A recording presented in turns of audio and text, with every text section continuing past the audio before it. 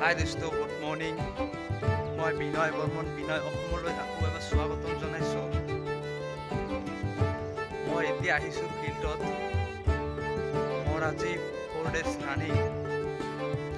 মই আজি ৰান নকৰোঁ। মই যোৱাকালি কৈ দিছোঁ যে আজি মই ৰেষ্ট ল'ম, এইকাৰণে মই আজি ৰান নকৰোঁ। মই অহাকালিৰ পৰা আকৌ আৰম্ভ কৰিম ৰানিং। আপোনালোকক আজি দেখাম মোৰ ফ্ৰেণ্ডবিলাক ইয়াতে ৰান কৰে। অলপ দেখাম কোনে কোনে ৰান কৰি আছে। তেনেহ'লে দোস্ত আপোনালোকে চাই থাকক মই ভিডিঅ'টো। হাই দোস্ত, এয়া মোৰ কৌশিক ডাঙৰীয়া হয়, তাৰ ৰান কৰি আছে চাওক।